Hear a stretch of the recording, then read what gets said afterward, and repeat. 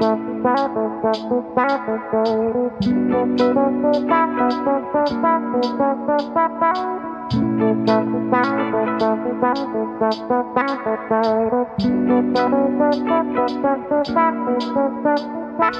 so first things first, to kick off today's cannabis-powered, yet sports-driven talk show.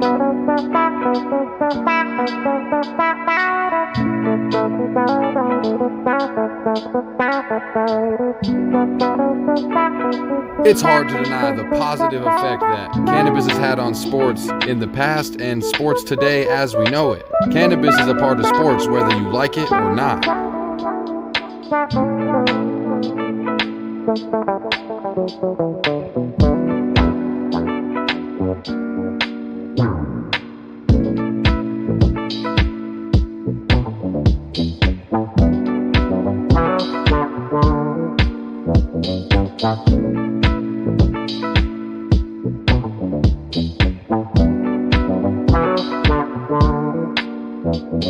The Fantasy Football Huddle, presented by the Huddle Chat Sports Show and your host, Dallas Clark, also known as Indo is my Nindo.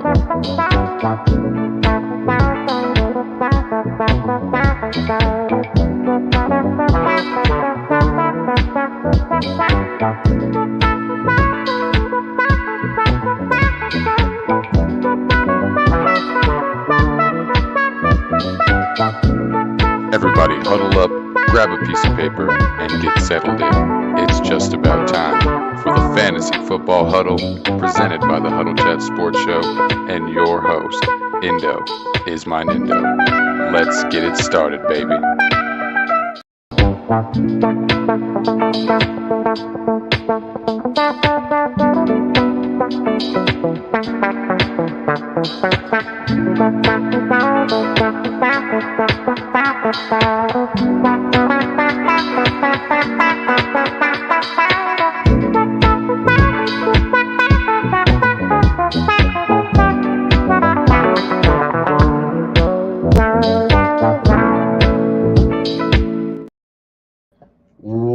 Guten Tag, baby! Welcome back to the Huddle Chat Sports Network's very own Fantasy Football Huddle. Today we're doing our Week 10 NFL kickoff show, and you might notice it's a little early because, of course, the Indianapolis Colts are playing the New England Patriots in Germany at the current moment. And, you know, I got to do that halftime show because I got to get back to watching my Colts game. It's been a very interesting game. I got a couple comments about the game we're going to get to here in a minute. So first things first, let's go ahead and give the halftime report of the game. I know it's not technically halftime. There's like 6 seconds left, but I wanted to get into this as quick as possible so I could do my normal show as well as the halftime report and get back to the game right on time. So without further ado, let's everybody fill up our cups, roll something up, and get right into the Huddle Chat Sports Network's NFL kickoff show halftime edition from Germany. Now, with this Germany game, Colts Patriots, you're looking at 7-3 Colts right now. As far as the last thing I saw, I guess there's a couple seconds left, but doesn't seem like much is going to happen in that last few seconds. So you're looking at the Colts up 7-3 now. It's been a pretty good game as far as that first quarter went. Second quarter was an absolute dumpster fire for both teams. When you look at the Colts' first drive in the game, they had 13-14 rushes running the ball with Jonathan Taylor, and in their 4 or 5 passes, I think 2 or 3 of them were play action passes. They were using that run in order to open up the pass plays for the Indianapolis Colts. The most feared player on the offense of the Indianapolis Colts is 28, Jonathan Taylor. Use Jonathan Taylor, even if you're not running the goddamn ball, even if you're not running the ball like you should, use that play action and open up the field for those wide receivers. Michael Pittman Jr., Josh Downs, Alec Pierce are not going to be able to run like a true wide receiver. We're not a passing team, especially with Gardner Minshew under center. You look at like what Elijah's saying here. Elijah said Minshew should lose his job. If it wasn't for your defensive line bringing the ball back, no offensive production. And that's exactly right. That's why the Colts go by the motto, RTDB, run the damn ball. When we run the ball 12 times in a series, we get across the 50-yard line. We get into the end zone. We've only been across the 50-yard line twice, and one of them was that first drive where Jonathan Taylor had 12 rushes and the touchdown. You're also looking at Zach Moss not being very involved. I wonder if that's just because Jonathan Taylor is getting his legs back under him or what's going on. But that 1-2 punch was working really well for the Indianapolis Colts. So I think that they need to kind of start using Zach Moss a little bit more. I'm loving the usage of Jonathan Taylor. Keep Jonathan Taylor as the number one running back, but give Zach Moss more than one carry in that first half. You're looking at everybody saying, good morning, Elijah. Good morning, Don Clark. Good morning.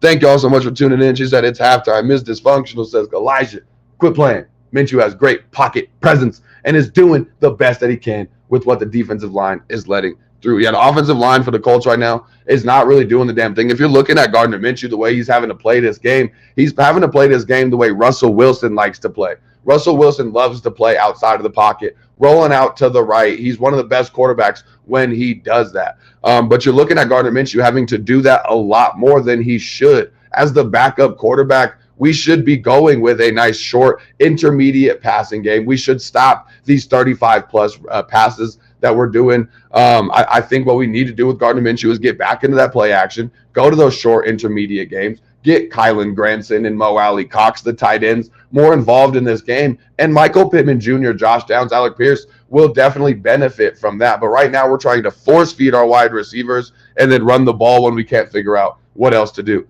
So I think that's what the Colts need to do to adjust. The Patriots, I mean, there's really not much to point towards for success for the Patriots, except for the fact that they were running the ball really well in the first quarter, and they seemed to have tried to put the game on Macadelic's shoulders.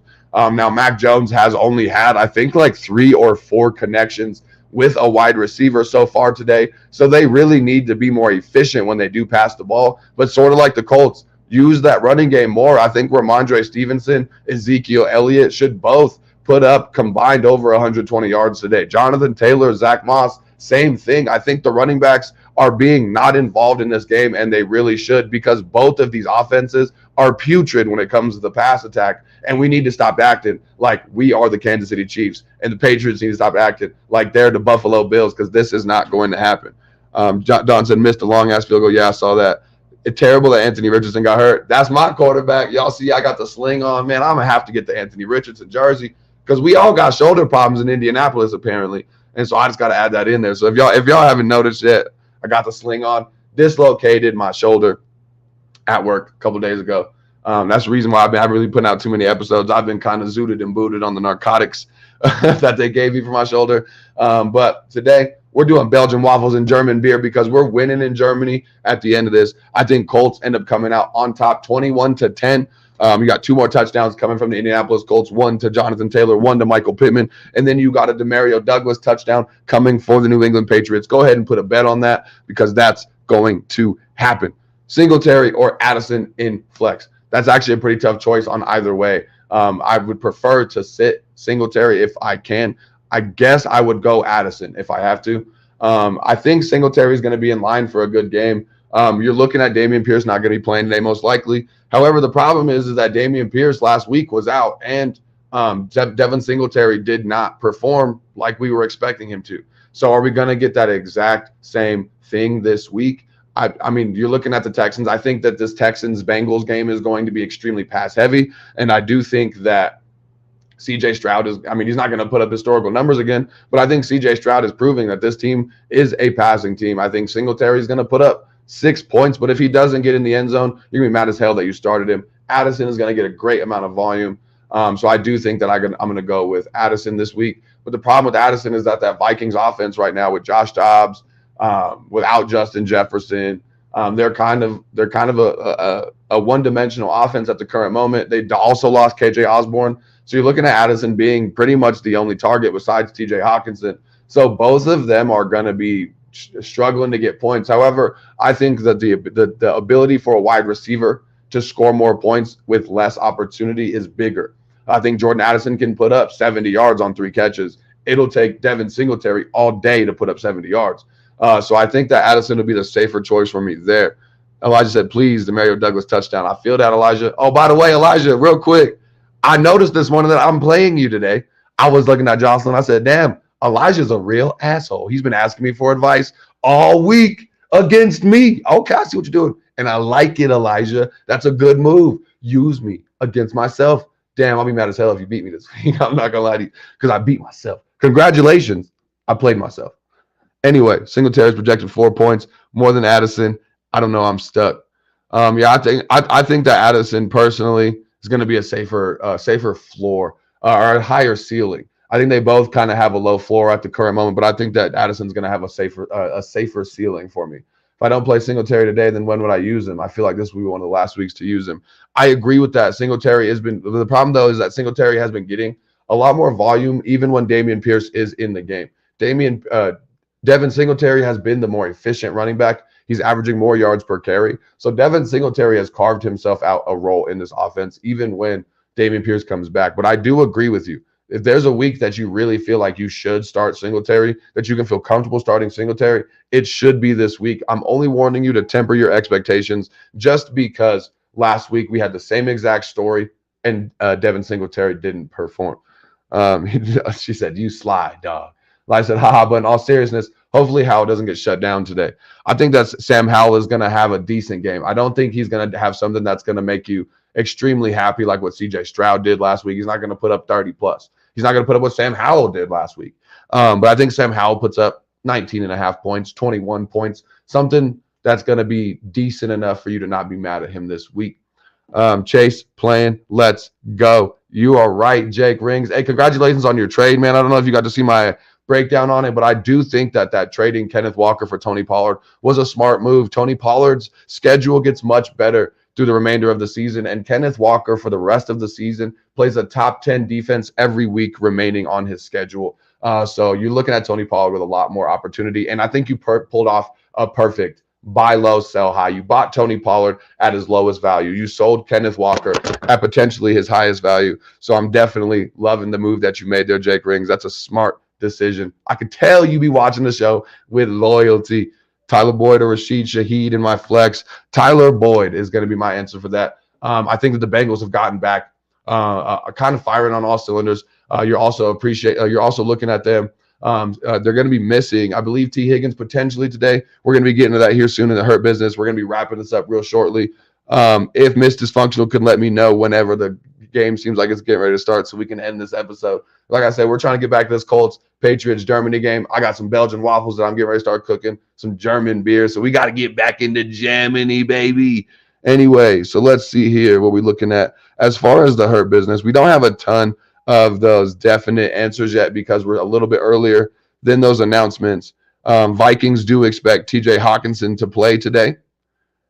Let's see here. The Arizona Cardinals are activating James Conner today, so James Conner may play. That's going to definitely hurt some of those waiver wire pickups this week. Jamar Chase did what was necessary in his warmups and will be playing today. So you're looking at Jamar Chase being questionable coming into today's game, going back to that Tyler Boyd comment. Jamar Chase is questionable, damn near a game-time decision. T. Higgins was questionable all week long. Tyler Boyd seems to be the only healthy wide receiver, and with Jamar Chase out there, he's could still be just used as a decoy. I think Tyler Boyd might have a fantastic game today, actually. So we're looking at Jamar Chase playing. Kaimi Fairbairn, kicker. Wow, I said that weird. Kaimi Fairbairn. Kicker of the Houston Texans is being placed on injured reserve. Stephon Diggs said 100%, quote, end quote. When asked if he was going to be playing today or playing on Monday, he said that being limited in practice yesterday and sitting out was more proactive than reactive. So Stephon Diggs is going to be playing. Like I said, we don't have a ton of those definite answers on some of those questionable players just because we're a little bit earlier than those announcements that we get from some of these those last-minute actives and inactives from the teams there. So let me go real quick into my FanDuel. We're going to wrap this thing up because I know at halftime's got to be ending here shortly. Now let's see here.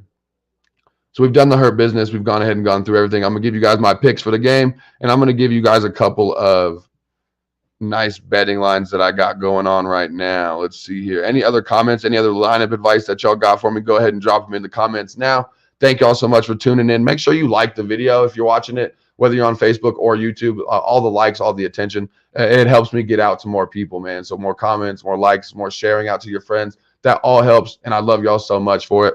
I am going to be doing my giveaway stuff here over the next 2 weeks. So by Thanksgiving, you should hopefully be receiving those giveaways. I know I got a couple of y'all that are watching this video right now. I think everybody watching this video has been won something on the giveaways. I just got to get the giveaway material from Dank Life brand. I've already paid for it. They're just making it for me now. We're just going to be getting it shipped off here very soon, and I'll be getting you all your gear. Thank y'all so much for your loyalty and help me get to that 100 subscribers. Let's get to 250 now. Let's keep building. Let's keep growing.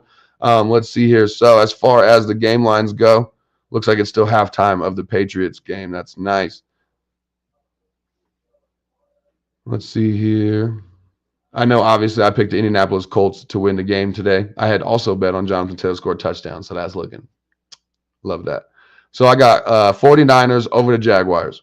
I got New Orleans Saints over the Minnesota Vikings. Baltimore Ravens over the Cleveland Browns. Cincinnati Bengals over the Houston Texans. Pittsburgh Steelers over the Green Bay Packers. And that's going to do it for the morning games. Afternoon games, I got the Falcons over the Cardinals. I got the Chargers over the Lions, and believe it or not, the Chargers right now are the underdog. Cowboys over the Giants. Seahawks over the Commanders. That's going to do it for the afternoon games. Sunday night football, I got New York Jets over the Las Vegas Raiders.